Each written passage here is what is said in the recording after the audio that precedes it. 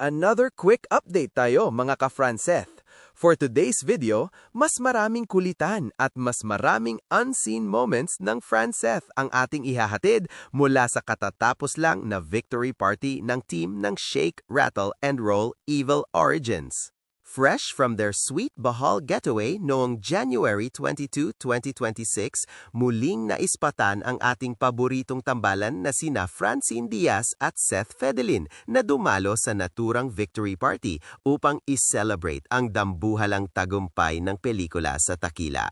Sa mga uploads ng kanilang manager na si Mr. John Ling, kitang-kita na naman na hindi mapaghiwalay ang dalawa sa event. Dikit na dikit, relaxed at ramdam na ramdam ang komportable at natural nilang samahan.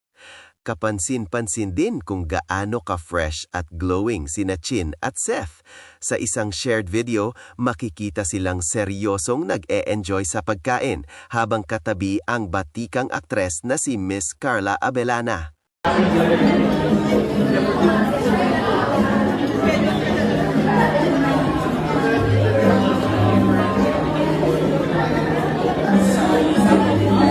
At syempre, hindi natin palalagpasin ang sweetness. Dahil sa isang video, right after kumain, alam nyo na, di maiiwasan ang may maiwang tinga. Alertong-alerto si Chin at siya mismo ang tumulong magtanggal ng tinga ni Yancy. I mean, ganito ba naman ka-attentive? Napaka-sweet talaga.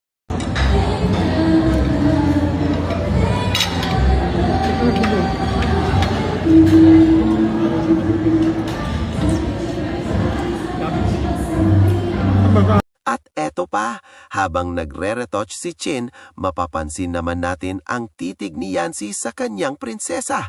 Hoy Seth, baka matunaw naman si Chin dyan ah. Gets na gets ka namin, Yancy. Alam naming gandang-ganda ka kay Francine. Don't worry, hindi ka nag-iisa. Kami rin.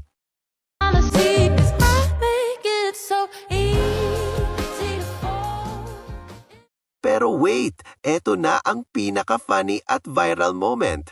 Alam naman natin nito lang, active na naman si Maring Francine sa TikTok at isanama pa niya ang bupong cast kasama si Seth.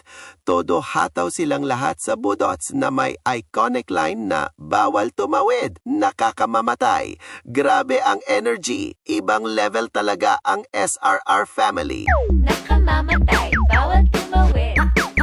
Nakamamatay, bawal tumawid.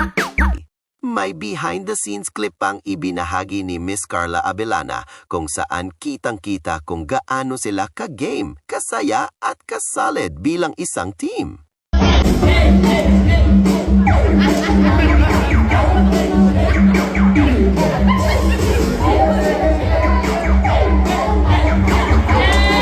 Pero teka, may napansin ba kayo?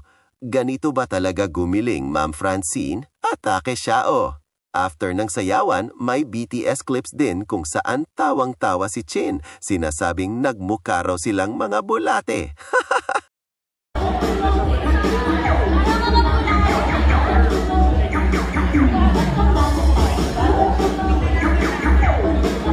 Hindi rin maikaila kung gaano kagaan katrabaho sina Francine at Seth. Hindi lang sila profesional, kundi sobrang bait, marunong makisama at napaka-approachable mula sa kapwa cast hanggang sa staff at buong SRR team. Walang arte, walang pastar at palaging may ngiti sa lahat ng nakakasalamuha.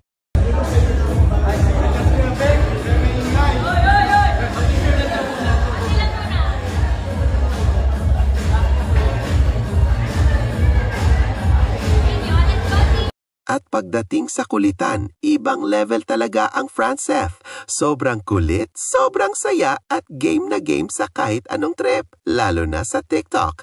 Hindi lang sa sariling account ni Chin sila makikita dahil pati sa TikTok ng iba. Todo sali sa sayaw, challenges.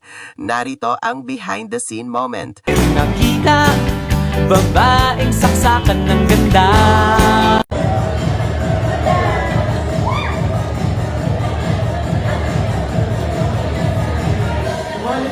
Sa isang video, tingnan mo naman kung gaano kakulit si Seth habang nakatingin sa kanyang prinsesa na kanyang pinapaliligaya sa kahit ano talagang gawin napaka-sweet.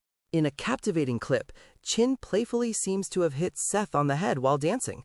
Their adorable and playful dynamic is truly charming. Gusto mo yun? English? Dahil nga sa pagiging sobrang kulit pero sobrang gaan kasama, hindi na nakakapagtataka kung bakit mahal na mahal sila ng mga nakakatrabaho nila. Ganito ang artistang masarap katrabaho, masaya, totoo at walang kaarte-arte.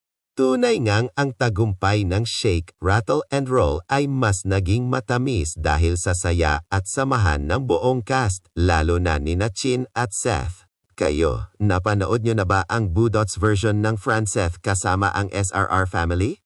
Sino sa tingin nyo ang pinakamalupit humataw? I-comment nyo na yan sa baba.